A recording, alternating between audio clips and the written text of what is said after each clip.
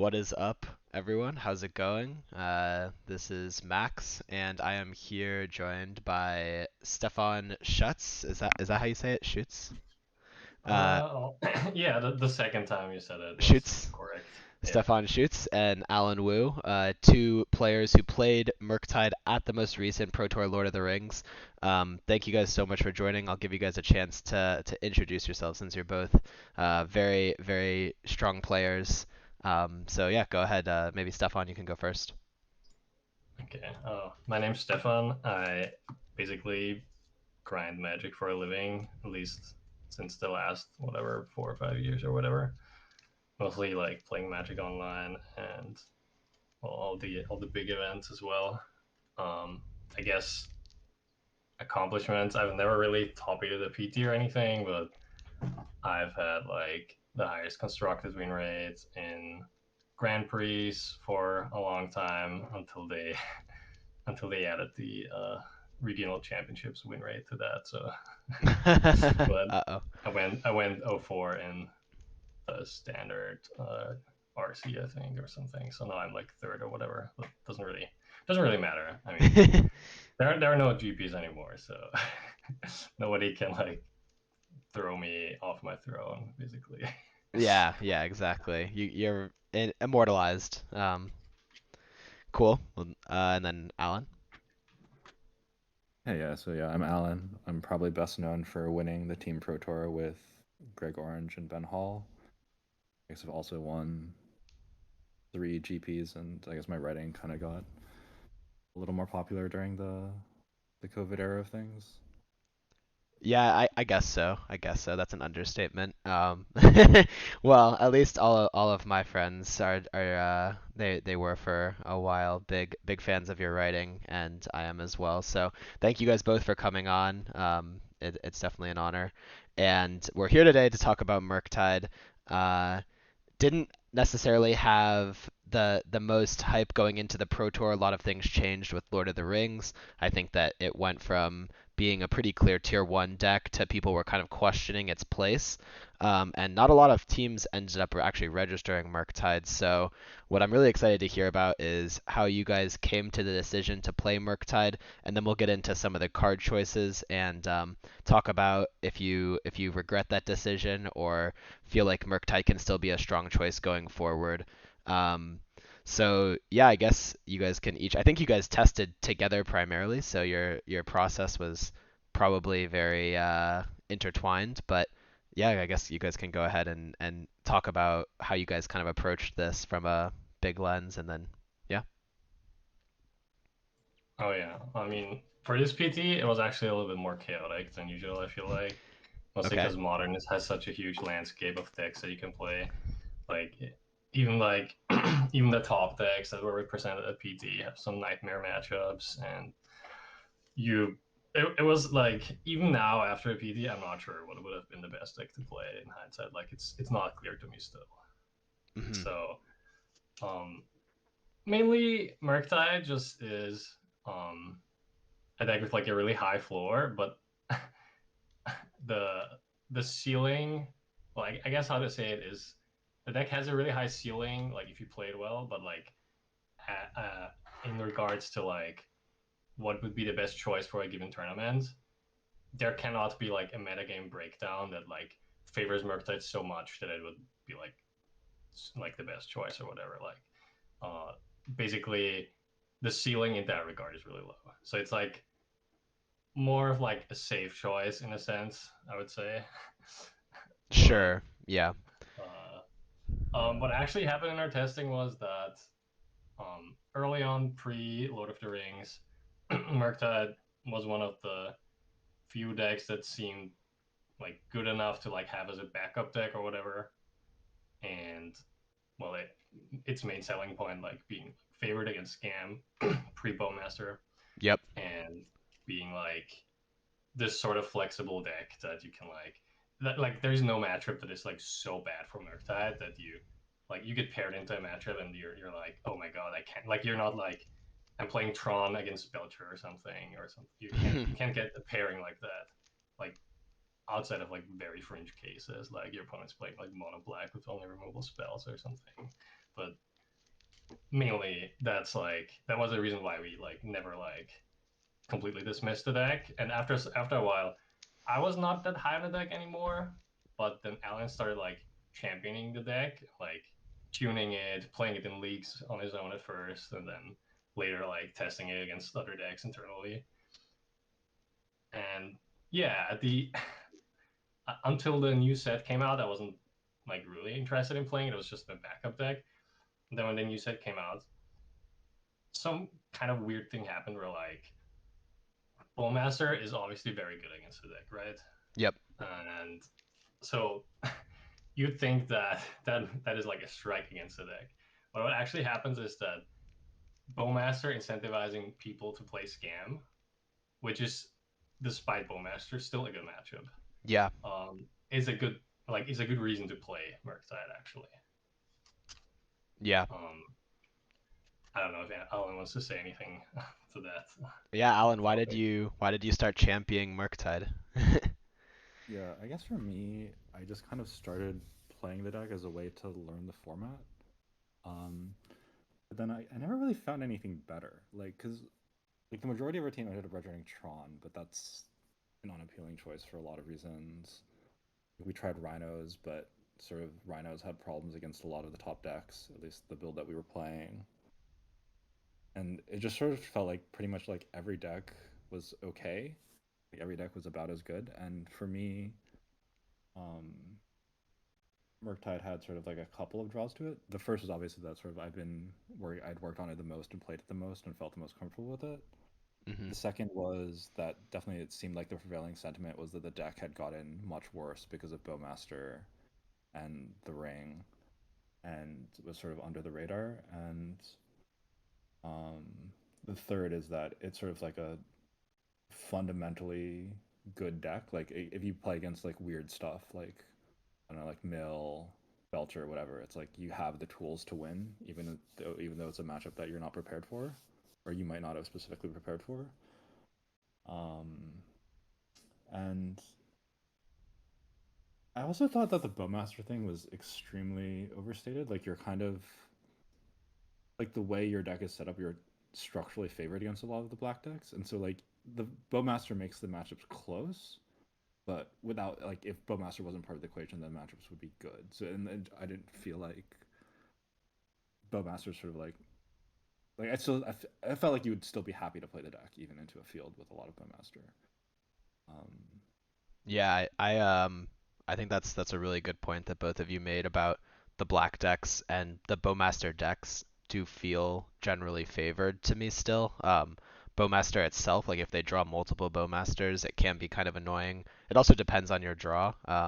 And if you gotta kind of play around the Bowmaster more. So one thing is it does feel like your one drops on the draw have gotten a lot worse into the format. I don't know if you guys felt that way, because previously it'd just be like Ren and 6 decks, but now you have to be careful playing them against a lot more decks. But aside from Bowmaster, all those matchups I feel like do seem to be pretty good. And Bowmaster, I mean, it's only 4 cards. It's some of the time it's not going to be that impactful. Some of the time it will. So maybe it's a bit overstated how much Bowmaster swings those matchups. So I like that call out, and I felt the same way. I don't think I've lost to very many of those Bowmaster decks, despite them supposedly being Murktide killers. I'm losing to other stuff. Tron actually has seemed a lot closer than I would have thought it would be, Yes. but um, I do guess that's you, just yeah. I guess just to clarify that, do you think Tron would be favored or Tron would be unfavored? For Murktide, Yeah. I would have guessed that Tron would be favored, but now it's seeming like it's pretty close to 50-50 from what I've been Yeah. playing, and I've been like respecting it as well in my sideboard. I've been messing around with a couple of things. I haven't felt like Blood Moon is as good. I'm curious on how you guys felt about Blood Moon, because historically it's been a very big draw to Murktide, is like when Blood Moon can be good, like against creativity, for example. Um, then like Murktide is somewhat appealing because you have that consistent Blood Moon mana base. But nowadays I feel like Blood Moon is less consistent. Creativity is for the for the meantime, at least for now, isn't as big of a meta presence. Um, and so I wasn't sure. And like Blood Moon against Tron, now that they have 8 4 drops, is also a little bit sketchy. So how do you guys think about the Tron matchup, and maybe a side note on Blood Moon as well? Yeah, well, I do technically just agree with that Blood Moon is not as good against Tron as it used to be anymore. But it's still like a card that like helps you steal some of the games. Like I played one match only against Tron at the PT, and my opponent had a worse list than the lists that my team played and that we tested against. Like for example, they had no dismembers, and dismember I think is really huge in the matchup because if your one drops always live, then you get to snowball. Whereas like if your one drop dies on turn one, you just can't pressure them as well, and Right. like then the Blood Moon is also much easier to beat. One of the games I just like game two on the play, I just said turn one aggro and turn two Blood Moon, and then started countering all their payoffs and won. I don't think that's a thing that is happening consistently anymore because like as going forward, people will play the dismembers now because it's pretty obvious that dismember is good in Tron against scam and stuff like other decks and like halfling and whatever. And so if you want to target Tron or beat Tron and Murktide, I think you do have to play Obsidian Charma, actually. You think Like that's Charma is also the best? yes. I mean you can also do other stuff, but basically the thing that Charma does is it puts a 4/4 into play, right? So Yep. they just die really quickly. Whereas like if you play Blood Moon, they just and you don't have pressure in play, they just can just sit back and try to like optimize their plays around your counterspell still. Like if you have Blood Moon alongside pressure or like Blood Moon counterspell Murktide, you can definitely still win games, but it's it's more of like a good card in the matchup rather than like this hammer that it used to be. Like it's not like this. Oh, I play Blood Moon, my opponent's deck doesn't function anymore. That's definitely not the case anymore. Yeah. And Alan, you clarified, did I think it would be favored or unfavored? Did you expect the matchup to be unfavored? Well, no, I guess I started coming in from a similar place where you did, where I thought it was favored. We played it a lot, obviously, because the majority of the team was playing Tron. Yep. The majority of the team was playing Tron. And I guess for me, probably the biggest argument against Murktide these days actually is that the Tron matchup feels at least close, and to me, it seems like more likely to be unfavored for Murktide than favored at this point. Mm-hmm. Just because, I agree. yeah, just because obviously Dismember is huge, which I don't know how commonly adopted that is now, but it's also like Blood Moon is just not that effective a card anymore now that they have like if they have 4 Karn, 4 Ring, 3 O-Stone, 4 O-Stone, it's just like it doesn't actually stop them that much. Yep. And then if you don't have Blood Moon, then they'll just get like 10 mana and then sort of like overwhelming interaction. Um, so Yeah, it feels kind of like a lose-lose type thing, and especially yeah with Dismember and Relic, it can be hard to effectively pressure them. So yeah, I agree with Seven. Like Charma, if you have like 2 Charma, I think that would go a long way. But yeah, it's just hard to find space for them.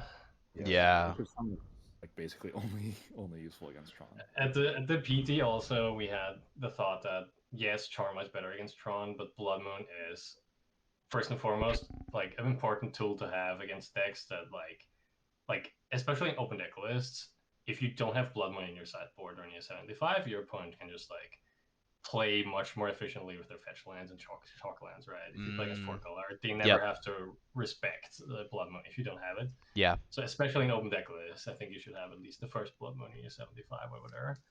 And also against decks like Amulet or other random decks like Zoo, where like the Blood Moon is just a KO. Yeah. Overall, we just thought it would be uh, like a higher win percentage card to play than Charma. That's But specifically targeting Tron. Yeah.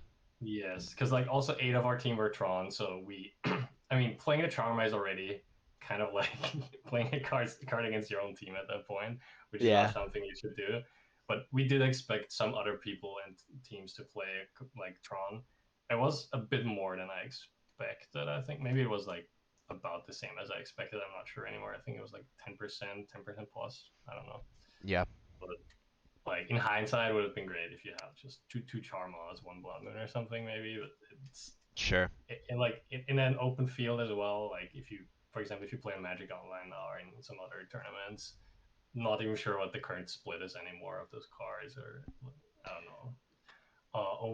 One thing that also matters in the Tron matchup is casting into the fire, exiling Wormcoil Engine is actually kind of nice, and dealing with Okay. Relic, Yeah. the Yeah, One that Ring, of course. yeah, that's interesting. I was gonna ask about Cast into the Fire, so we can just touch on it now because my impression has been, or my at least my initial thought of the card was, in terms of answering the One Ring, it seems rather inefficient because they're getting the protection trigger, which is often a pretty big deal. Like if you have 5 power in play, or even more with Murktide, they're getting that fog, and then they also get to draw a card before you can cast into the fire it. Um, on the other hand, Cast into the Fire, I mean, if we're specifically talking about Tron, it has a lot of applications. But in terms of the Omnath decks, which I think, I'm not sure how much you guys anticipated those, but they had a lot of buzz around them.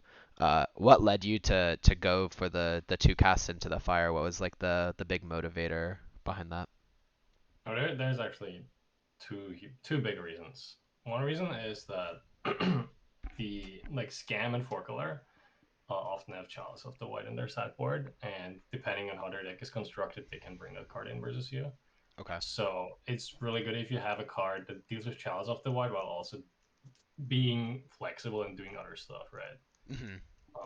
The other reason is that you want to be able to answer the One Ring after it resolves sometimes, because you like playing against pre Lord of the Rings four color versus playing against post Lord of the Rings four color is so much different. The pre Lord of the Rings four color deck was like you just played against a mid range deck, and sometimes if they resolve an Omnath or whatever, you could deal with it later. It's just like Unholy Heated or something. Um, but now it's like if you don't have an answer for a resolve the One Ring, and you just kind of have to like leave up counter magic every turn unless you have like a very like an already thought out sequence of how to beat it in the following turns. Hmm. Just if you're like have one creature in play and you have like durations in your hand and counter spells, it always like makes you play the game less efficiently if you can't tap out, because you can't let the card resolve. You just can't let it resolve most of the time. Yeah. Right. Yeah, and obviously casting a fire dealing with Bowmaster against Scam is another reason. Um, Yeah, it's that's true. just we I guess Alan could talk about this as well. We thought about like how many casting of fires to sideboard in versus these decks. Like sometimes only one, sometimes you want two. If the Scam player has like chalices and two hearses, then the card's great because it deals with Bowmaster, and sometimes they have Ragavan postboard too. But I don't exactly know what Alan's thoughts were on that. Like I usually boarded in both if I had them, like if they had those cards. But um, in some cases, I can see just only bringing one. I think basically the first one should probably be in your sideboard always. The second one was more like, oh, we expect a lot of Scam and four color. I think that was the reason. Sure. Yeah. Alan, Yeah, anything? yeah. I guess maybe one more card that it covers. That's one more important card it covers is Hearse, because I guess for me it's Hmm. Yeah, like like four of the cards you're sort of like most scared of in this format are like Hearse or Hearse, Chalice, the one or Hearse, Chalice, and Bowmasters. I guess yeah. I before. guess the One Ring also counts. Yeah, I mean the One Ring I guess is like not as scary. Like you said, it's not actually that effective of an answer to it. But like being able to cover Hearse, Chalice, Bowmaster while also covering the One Ring is nice. And against Tron, it has like a bunch of good targets. Sure. And then it also covers random stuff like Ragman or whatever. It's stuff Oh, like you can also always cast an fire without targets because it says up to two target creatures. So in case you want to bin it for Murktide or DRC, you can do that. Yeah, wow. I didn't even Um, I did not know that. So yeah, you could just bend it to surveil. Um no, and that's not a reason to play the card, but just to point that out for other yeah, Murktide yeah. players. No, but that is always there's always all these small things to notice, and that is something that you can notice, I guess, if you just want to bend it. Um Speaking of surveil, I think there was like some clips where they interviewed Pro Tour players, and Alan, you got one of those clips, and you said Dragon Rage Channeler is the best card in Murktide. I have to admit, for a while I loved DRC. Then when Shredder was being played and Murktide was the most popular deck, I didn't like DRC as much. I think I cut it at some points. Um, but now I'm back to loving it, and I'd love to hear you speak on why you find DRC to be so good. I mean, it just, especially now in like the post Bowmaster world, is just your most reliable, efficient threat. Like Murktide is just weirdly not that good in this deck. Maybe not weirdly, but it's just like you have four baubles. A lot of your spells are reactive. It's pretty hard to actually make it like to actually like get to the 7-7-8-8 range. And then often when you do, you're giving up delirium, which like you're kind of like making it so you have to get lucky to get it back, or your deck will function like suboptimally from that point forward. Um, and then Ragman's obviously like really awkward now with like Bowmaster, and like there's like a bunch of like incidental ground creatures. Um, so I don't know. For me, it's just like DRC is just your most reliable way to actually win games. And Yeah, that makes a lot of sense. Um, yeah, everyone was talking about how Ragavan's stock is definitely down, and that perspective on Murktide is interesting.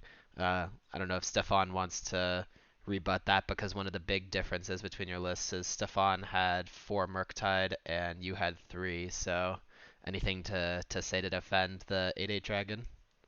Oh, it's mostly that I was scared of like playing against the blue black ring deck, and just it was like in hindsight it might have just been wrong because I did end up siding out the fourth Murktide a lot, Hmm. but um I just wanted to have one more like game ending win condition. It doesn't really have like a well thought out reasoning. It was something I did very late, close to deck submission. I changed that one card from Alan's list basically. Basically what actually happened was Alan was very locked on the deck for a long time, and I was kind of waffling between decks towards the end. And since I actually since I actually just needed to day two and win one or two matches to queue for worlds, I wanted to not play the Tron deck because even though the Tron deck might have been the better choice and has like a higher ceiling towards like whatever the meta game's gonna be, it also was more of a risk, like had a higher risk to play. So then I ended up choosing Murktide because it felt like even if like the meta game doesn't go my way, it's like solid. I can outplay my opponents or whatever, and like get the last couple of wins I need to for day two. So in that sense, I wanted to like make my deck as how to say as not exploitable as possible. And in some matchups, you actually want the fourth Murktide. Like for example, in the mirror, it's pretty bad if you don't have four, I think. But the mirror actually did not end up being very relevant at all. Yeah, that was yeah. We knew that it couldn't be that popular, but I think even we like overestimated a little bit of its popularity. Like I think there were only 9 Murktide players in the whole PT, and I thought it was gonna be like, maybe like at least one and a half of that, or maybe 2 times that. That's what I was expecting. Yeah. Another thing is also Murktide Regent is one of your best cards against Rhinos, and I was a little bit scared of after we cut the second explosives, which might have been wrong because I lost to Rhinos on day two. Um, Mm. I was a little bit scared to have not enough cards for the matchup as well. That was the other reason. But I think it's just completely fine to only play 3 Murktide regions. Alan did have the one of Underworld Breach for a while, which is pretty good against 4 color. And I think also just a better card than like the second or third Murktide in a deck, like in general. Just the one of Underworld Breach to like bolt your opponent out late game or draw a bunch of cards. But the issue with that card is that you kind of want to sideboard it out a lot, even more than the Murktide Regent. So it's kind of an inefficient use of his slots. And then in the end, Alan just went with the 2 subtlety because subtlety is really good against scam. And I also played the second subtlety in the sideboard because of that. Yeah, yeah, subtlety is great against scam. Also pretty serviceable against Omnath. Reasonably serviceable Yeah. against Tron in my perspective. So actually just kind of went from I feel like not being in the best spot pre Murktide when like Rhinos and Creativity were the best decks to now being like definitely a must-have in your Murktide deck and definitely a card you can leverage pretty Yeah, well. subtlety is just great. Fury also is really good. One thing that I want to note, I assume you're gonna be talking about Daniel Akos and his list with him, right? Yes, yeah. So I actually looked at the list, and our main decks are pretty similar. He also ended up playing the one subtlety, one force of negation, one spell snare, which I find interesting that he also came to the same conclusions. The only difference is that we have two Serum Visions over the fourth bolt and the one Lauren revealed. hmm And I feel pretty strongly that the Serum Visions are good. That's Maybe Alan can like rant about that because he was the person who yeah, perfect. like I made was the about to hinge. bring that up next. Going back to DRC being the best threat, talk about Serum Visions, Alan. Yeah, I guess maybe like the 1.5. I good new ideas I had for the deck were, yeah, one sort of going back to Serum Visions, which yeah, I guess we briefly touched on how the creatures are no longer reliable turn one plays because you're sort of opening yourself to like your opponent just having Bowmaster and Curve and having just the perfect response. And Serum Vision sort of gives you more things to do on turn one, hmm while also sort of like setting you up to play Dragon Jade Channeler as a 3/3 on turn two and three a lot more reliably. Um, also sort of like there's like a bunch of like cards that you kind of want. Like you kind of want the eighth removal spell. You kind of want the 19th land. Like you hmm kind of want like a little bit more stack interaction, and sort of Serum Vision sort of glues those things together. So I really like them, and I would definitely recommend trying to. And yeah, the other thing is the thing Stefan mentioned with the one or like low numbers of Underworld Breach, like one or two copies. Um, I really like them. Like having one breach in your deck to play to can just make a huge difference in a lot of game ones. But yeah, like Stefan said, it's just like too bad against Graveyard Hate, so you just have to board it out. Or you kind of have to board out in basically every matchup every time, and so it's kind of hard to justify like the pure game one card. Yeah.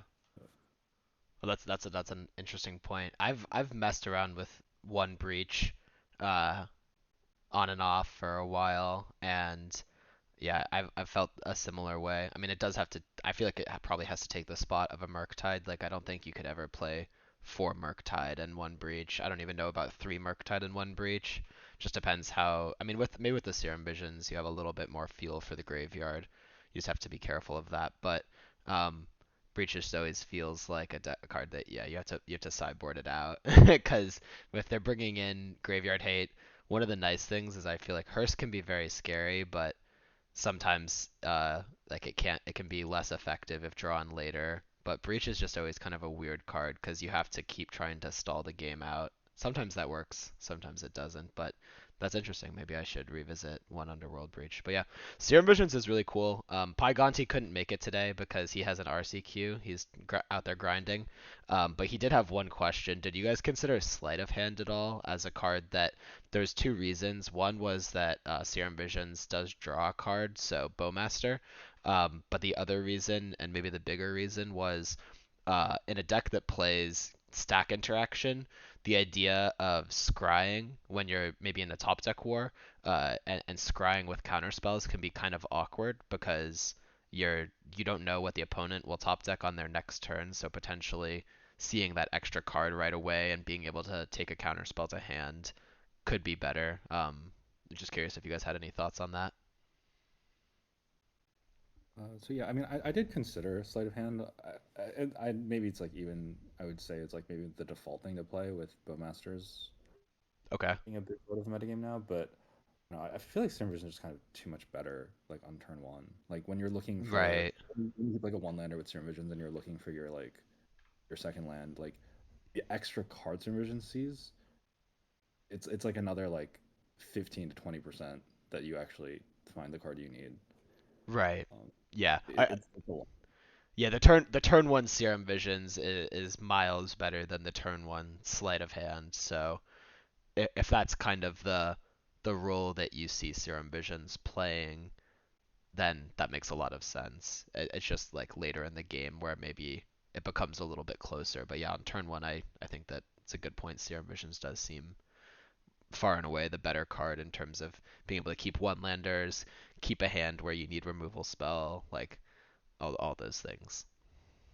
Yeah, I mean, even in the middle of the game with like the second action, like you frequently have like bobble triggers or whatever. Like if you're like in the middle of like a turn like 4 or 5 like EI plus Serum Visions plus whatever, it's like you can frequently like draw your top card anyway if you want it right away. Sure. Um, Yeah, that's another good but point. yeah, I mean they both have pluses and minuses. I guess yeah, I guess I could if Stockfish told me that whatever sleight of hand was correct, I would believe it. Hmm. Yeah, I think the main reason to flavor Serum over Slate is just we wanted to have more turn one plays that are not creatures into Bowmaster, and then Serum Visions is just better in that slot. Yeah, and then I I think I already know the answer, but we do have some people who I were asking why Lorien Revealed, why play Serum over Lorien Revealed. Well, hmm.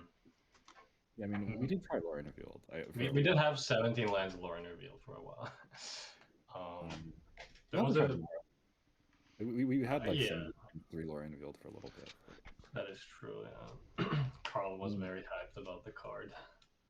Oh, Carl also almost played. Terry Bad almost played the deck, but didn't. Some things just went the other way, and then he just didn't play the deck. I would say that's how I would describe it. Okay. Yeah, the last 2 days were kind of chaotic, but I mean, to actually answer your question about Lorien, I think it's just a little too bad. Like this deck is not really designed to hit 5 lands and be in a good shape a lot of games, and it's also not designed to tap out for 5 mana sorcery and like catch back up very effectively. It's like the card is pretty powerful, but like it doesn't actually give you card selection, right? It's like basically just a fetch land or a 5 mana concentrate. Right. Yeah.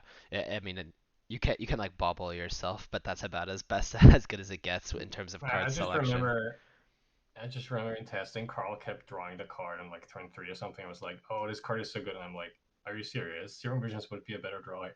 it's just, Yeah. Uh-huh. it's just like, I don't know. I at some point I just gave up arguing, but I think it's totally reasonable to play one Lorien Revealed. Probably, I wouldn't play more than one. And I think if you do play it and cut a land for it, like either you have to cut a Serum Visions or a land, and if you cut a land, you probably have to cut either Otawara or a fetch land, or maybe the Fury Outlets. Those are like the only things you can do, Hmm. basically, is what I'm thinking.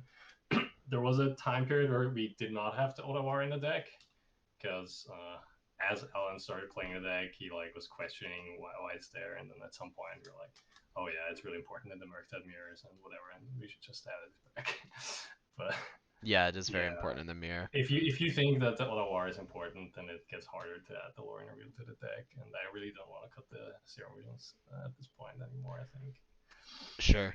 Um, Oh yeah. my other perspective on it was when I was trying it, it had a little bit of awkwardness with expressive iteration. Like when you're trying to iterate for Yes. lands, Yes. that could be really frustrating. I had a couple matches where I just had Lorien revealed, and I was like, okay, well that's not a land. Um, Tapping out for it, I agree with that point. And then the other thing was, I feel like Murktide can use its mana better than a lot of the decks that were playing Lorien Revealed, like Rhinos, for example. Those types of decks, they kind of have the I mean the cascade restriction is in the case of Rhinos, whereas Murktide can usually make pretty like good plays in the first couple turns where you don't necessarily want to just be cycling for a land. And like the window for Lorien Revealed being good, like you don't really want to cycle for your fourth land a lot of the time. You kind of want to cycle for your third land. It just felt like it was kind of working out not as well as you would expect, and I kind of always wanted to open with like two actual lands in hand. So going below 18 lands felt like it could get kind of sketchy. So those are kind of my Yeah. perspectives on it. It sounds like you guys generally agree with Um, that. yeah. Notably, it can also be useful with Mishra's Ball because it's like a fetch line. But yeah, Yeah, right. I'm lower on lower on Lorneville in this deck than other decks. I think the main advantage of Lorneville actually comes from it being a pitch card. Yeah, right. And even though I went up, like I got higher and higher on the pitch spells in the Murktide deck as well, the more we played. Mhm. The Murktide deck just can't play. You just don't have space for that many. Whereas like if you compare it to Rhinos or the blue black ring deck who have like 4 force negation, 3 to 4 subtlety, Mhm. it's much better there because like you're just like it's either a land or a pitch card, or at some point you like hardcast it because your deck is like this tap outy deck or whatever. Whereas Right. like Right. in Murktide, sometimes you just have to waste your mana for leaving a counter spell, and then like things get really awkward. You have like a 5 mana card in your hand. Sure. Yeah. Yeah, but I mean, I think it's still reasonable to play one. I wouldn't play more than one ever. Okay. Yeah. One more card choice thing, and then we can maybe talk about how the event went and such. But Spell Snare, you did bring this up, Stefan. You played one Spell Snare and you played one Stern Scolding in the sideboard. I thought Stern Scolding was a really exciting card. I was like, I didn't think it was going to be very good at first until I started thinking more about everything that it hits, and then I got really excited about it. And I'm like playing one main deck Stern Scolding right now with 1 to 2 more in the sideboard. Why'd you go with Spell Snare instead of the Scolding? Oh well, mostly the issue was that Stern Sculling is not as flexible, I Sure. think, and like Abe Corrigan was also really high on Stern Sculling. He wanted to make us play it main deck. He was like, "Oh, play 3 Stern Sculling cards, great." And while I do think that the card's very good, um, it improves like apart from the scam matchup and like the Bowmaster decks or whatever, it improves matchups that are already kind of good. Like for example, against Yawgmoth, I don't know what the Yawgmoth players say about this. I played a lot of Yawgmoth myself, but I do think Murktide is favored against Yawgmoth. Not by a lot, but it's favored. Mm-hmm. So obviously, Stern Sculling is insane in that matchup. Like it counters Grist, it counters Yawgmoth, it counters like Wall of Roots, which is really important. And from the Yawgmoth side myself, I started like siding out the Yawgmoth because my opponent just has 2 Stern Skulls in their deck. It just can't resolve it ever. But on the other hand, if you have this card in your main deck, and you play against like, and just play against a deck where the card has no hits, it's pretty bad. That's my main issue with it. Sure. Like I like for example, there's not only like rhinos, there's like against a 4 color deck, for example. For some time, we like considered having one in the deck postboard because it counters Solitude, but Yeah. it's still pretty narrow, and it's only a card that you bring in if you have a worse card to bring out. Mm-hmm. And since like 4 color and Rhinos and Tron and some other decks, I just can't remember off the top of my head. I guess like in the mirror, it's also not that good, but I guess it's fine in the mirror. But I haven't really thought about it there. Um, there's just too much stuff where like it doesn't hit stuff that you want to hit. Whereas like Spell Snare is like kind of a compromise in that sense, where it does hit Bowmaster, and it does hit like a bunch of the Yarmouth creatures that doesn't hit Grist though. But Snare also at least hits Ren and 6, hits Terminate, hits Unlicensed Hearse, hits Expressive Iteration in the mirrors, Mm-hmm. and so on. I mean, I think Snare's just a better main deck card. And looking at Daniel Akos list, he probably also had the same conclusion. Yeah. Um, the main upside of Stern Scolding game one would be that you can counter Grief, which is pretty huge. Yeah. But I think I think you can afford just having Spell Snare instead. Like there's also games you would win, you'd never win with Stern Scolding that you're winning with Spell Snare because Spell Snare counters a counter spell or counters the Terminate on your Murktide Regent, and then you just win the next turn or something. Yeah, I did find that Spell Snare was actually pretty reasonable against Scam before Bowmaster, so I expect it to still be good against Scam. Maybe not as good as Stern Scolding, but when you bring in the flexibility, just because of the Terminate part, where the only way they can answer Murktide is like Terminate, and the one of Liliana for the grinding matchups. But Otherwise, yeah. So Spell Snare was still fine in that matchup before Bowmaster, and Oh, probably oh, better yeah, now. I forgot. I forgot. It also counters Chalice of the Void when they bring that in versus you. Yeah, I true. still don't know. I still don't know if the scam from the scam side how often they actually bring the card in. But a lot of my opponents board it in. Not everyone, not all the time. Sometimes Hmm. people deviate between games in the same match, but just having one more card that hits it is nice. Whereas like Spell Pierce is not really a card you want versus them post board. I feel like.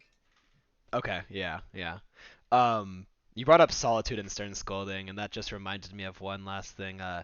So Alan, Eli Loveman was telling me that you said that Omnath was a favorable matchup. Can you tell us the secret, please? Because I'm not sure I agree. Yeah, I mean, after the PT, I'm not sure I agree either. Hmm. I thought there was like a chance it would be favorable. I think, yeah, I guess maybe this is looking ahead, but one of the two question marks I have about my process for this Pro Tour is was not testing the four color matchup enough. Yeah. The other was, I guess maybe I guess this one's like small, but it's like I wish I'd played with shorter shorter like clocks on MTGO. Oh, Um, interesting. but yeah, I guess to touch with the Omnath thing, I feel like there's like when you can line up your cards correctly, you're trading up on mana, right? Pretty much Right. always. Yep. And then if you can sort of do that and pull ahead with your expressive iterations, like the matchup can feel pretty good when things are going well for you. But Yeah. the The thing problem about the is, matchup is too that like all your interaction works with them, right? It's mainly yeah, why I all feel your good cards about are it. good. Yeah, all of your spells are castable against them. All of their spells are castable against you. So it can. I think that your point about how interaction lines up is a good one because you can feel on top of the world when you're like curving out, like hitting iterations, spell piercing their Teferi and then like mystical disputing their Omnath. But if one thing goes wrong, then things can like fall apart kind of quickly, which is always the tricky part of the matchup. And then you mentioned time pressure, so I mean the matchup is very it's always felt very skill intensive and you have to like plan out pretty far because it's a balancing act in terms of aggression versus like trying to not let something slip through the cracks. Uh, so I guess that means it can be a pretty stressful matchup to play. Yeah, but I also think like with now that with how their deck looks after the One Ring, where it's like they have the halflings that you can sort of line that are like actively good targets for removal, and then they Hmm. have the rings which sort of like slow their deck down. Like a lot of the times, like even if you resolve, they resolve the ring. If you're like ahead on board, you can sort of like outrace it, bolt them out. Um, I don't know. It's like I It feel like the just matchup's always feels like their deck is less like just less efficient and more clunky. And if they Hmm. never get to stick a planeswalker or like stick an Omnath for a couple turns, then you kind of beat them. It's at least how I felt like. But So yeah. then What actually happened in the tournament though was that Alan and me both lost the four color. So yeah, I did. I was following along with a lot of the Murktide players. I was checking in on results every round, and I saw Alan, you got paired against four color like twice or something, which from my perspective, I was like, oh, you can't be happy about that. That's always felt like one of the matchups that can be, definitely like things can go wrong the most easily maybe. But um, oh, I had one other question. Oh, so you said like all your cards are good, all your cards are reasonable and they line up. How would you sideboard in that matchup? I have your list up on screen if you want to reference it, but I'm just curious how you approach that. um. So I guess broadly, I liked taking out a lot of Ragmans in the draw, Yep. and I liked boarding in Cast in the Fire.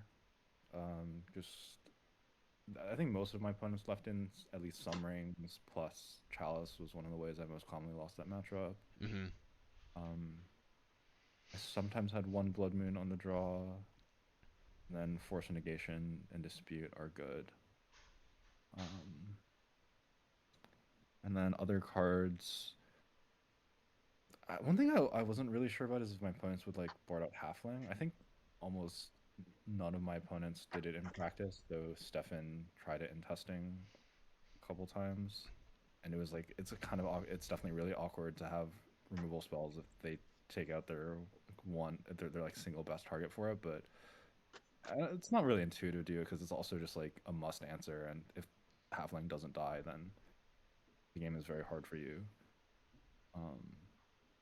Yeah, Yeah. I'm So still yeah, not sure if that was even correct. I think it might be a play draw thing or something. I'm not sure. yeah, and then on the play, I guess like you could trim a Murktide. You could trim. I think on the draw you want all of the pitch counters. On the play, I could see having like fewer. Like you'd always want subtlety just because it's better. Plus the 3/3 flyer is like a pretty real threat against them. But you Yep. probably don't necessarily need both forces. Sure. And then, yeah, on the play, I guess yeah, like you on the play you could also trim removal spell. And Hmm. then you probably want to try to find room for like at least 2 Ragnans, maybe 3, maybe even 4. Probably just 4, to be honest. But But you're not bringing Blood Moon. on the play, I would definitely have at least one Blood Moon. On the draw, I think it's optional. It's a little tough because like Blood Moon's a little awkward in that like it occupies a threat slot, but it doesn't actually kill them. But also, and like sometimes it'll just like win you games for free. But it's a little awkward when it gets both Sejude and when sort of you're behind and it doesn't do anything.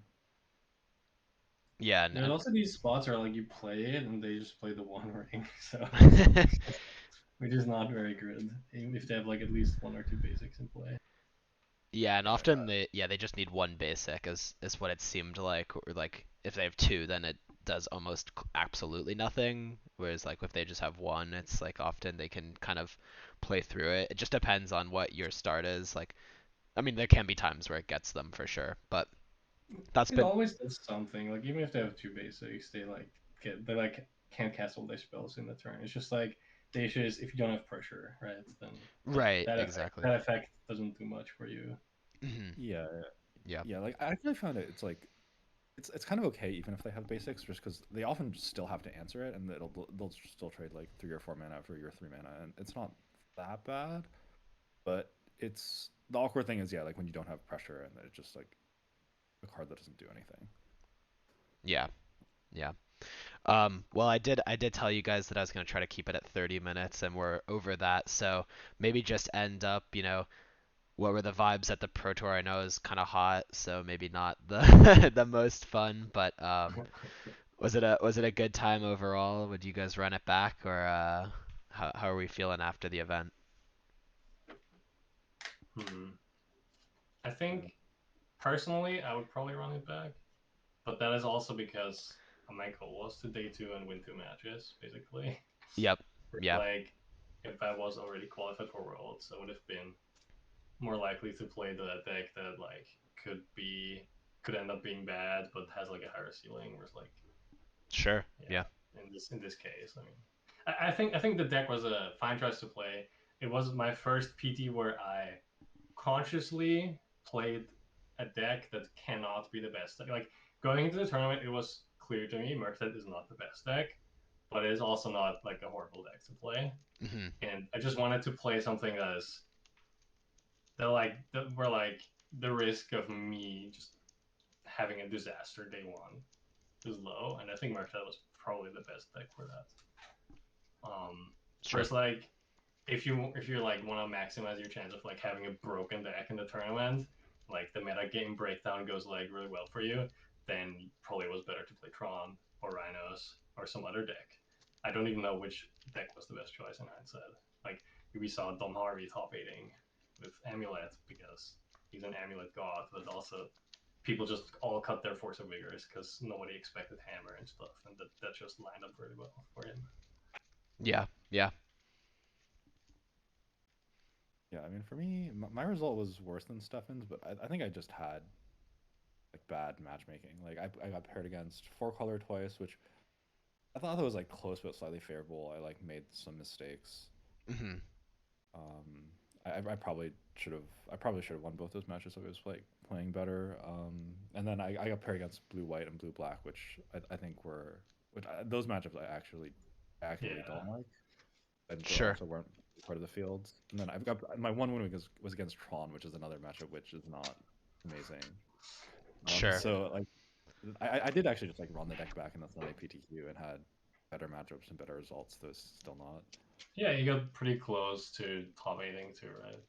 Yeah. I lost a winning in for top 8 in the Sunday PTQ. I made some more mistakes, but that was that was like a hard match against a good player. So it was what it is what it is. Yeah, Yeah. like I said, I think my main regret is not trying to play with shorter round clocks in Magic Online, because like we were playing with like 40-minute clocks on Magic Online, which is like basically untimed rounds, Right. and I felt really comfortable like making my decisions at that pace against four color. But like when you're playing in real life, it's like you just have like I think you have like basically 15 minutes to think, which Right.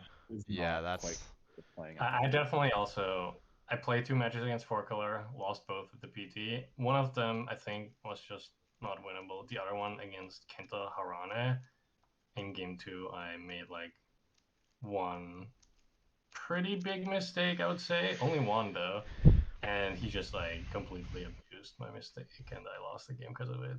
right. Yeah. Like I did not like he played the One Ring, and I did not cast into the fire on it end of turn because I was greedy and didn't want to let him draw the card, so I left it up. And then he just didn't activate it for 2 whole turn cycles, so I had to leave up 2 mana for 2 turns, and I just lost because of that. Oh, so how does if you cast into the fire in response to them activating, they don't get the card? Yes, because the ring counts how many counters it had when the I see. ability Okay, so goes. it's not like Aether Vial. I remember back when I was first starting to play Magic, I tried to bounce an Aether Vial in response to activation, and I was like, oh, Uh, now there's no counters. But well, so yeah. so it sees Aethervial already has the counters on it, the right? ring It gets counts the it counter as a part on of resolution. resolution. Okay, gotcha. Yes, that's the Okay, difference. that's the Yeah. difference. Yeah, that's good to know. Maybe that makes Cast into the Fire a little bit more serviceable, also, though. And I guess it ended up coming to bite you in the end.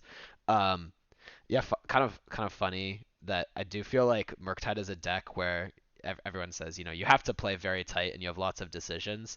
So given the not ideal playing circumstances of the extreme heat, I'm from San Francisco where it's always like 60 degrees, and so I don't do well in the heat. And I could see myself playing very horribly, and Murktide being a bad choice for those types of conditions because other decks are like a lot more forgiving. A lot of the time, they just have like Scam Grief or Cast Rhinos and then Force of Negation, those types of things.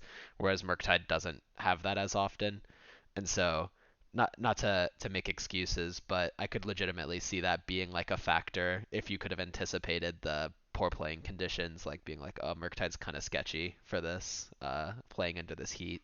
That would be a factor for me at least, because yeah, but um, Yeah, like I said, I really wish I sort of like induced more stressful conditions in testing, just to like, because it is maybe one big argument against a deck. It's much less forgiving than the other decks, and it's yeah, Yeah, it always feels like if you mess up one thing, you lose the game. Whereas, like, if you play everything correctly, you win the game. yeah, It's basically yeah, how the deck feels. In even against Scam, where like I think I'm favored, but like if you mess up against Scam, you just also lose. So it's pretty hard. But I mean, I just had like a lot of experience with these type of decks before. I played the same deck a lot on Magic Online. I played Iteration Delver and Legacy a lot. I played Iteration hmm in other decks. I played a lot of other DRC and Ragavan decks. So just I didn't feel like I had to like practice it a lot for this event, which is why I like decided to play it very close to the deadline again. But um, you do definitely need the reps and need to like figure out all your like scries and iterations and when to leave a mana, when to not, and other stuff while you're sequencing very quickly, and like because like you just take a lot of game actions. You just take more game actions than the other players too. So yeah, yeah, yeah. you just need to be better at your deck. Yep. than the other players. Right, exactly. Always a lot to aspire towards when playing Murktide. Okay, well, thank you guys so much for coming on. I really appreciate it. One last thing, unbanned twin, yes or no? Uh, Hard to say. I mean, Rhino. There was some discussion in the group that I was in about this. I mean, Rhino Twin sounds annoying and potentially scary. Yeah, Rhino Twin actually, I heard that also. Someone brought that up. It's like they pass and then you're like, do I leave up a removal spell for Twin? And then they just cast a Violent Outburst. Like, um, yeah, that does sound I kind do of annoying. think I do think it would be better for them to unban it than not. But I also don't think it's like, I don't know. I feel like honestly nowadays I feel like Twin the combo itself is not that good anymore in modern, but it would definitely add some spice to the format. I don't know. Yeah, I guess I would say unbanned just because the current format seems a little stale. Yeah, Could yeah, use some picking up, I think.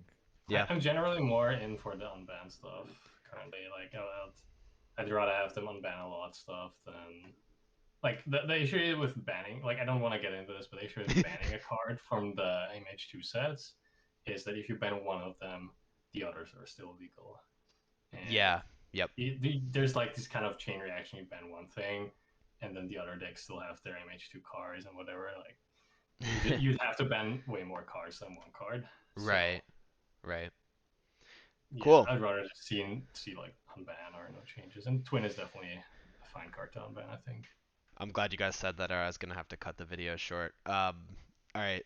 Well, thank you guys so much for coming on. I really appreciate it. If you guys want to like plug your Twitter or something, I can do that in the YouTube video. But everyone watching should definitely check out Stefan and Alan. I think that it's pretty well known at this point that they're both very good players, and it was great to have you guys on, get to pick your brains a little bit, and hopefully Murktide will come back strong after the Pro Tour. So thank you guys so much, and we'll go ahead and end the video there. Bye, guys.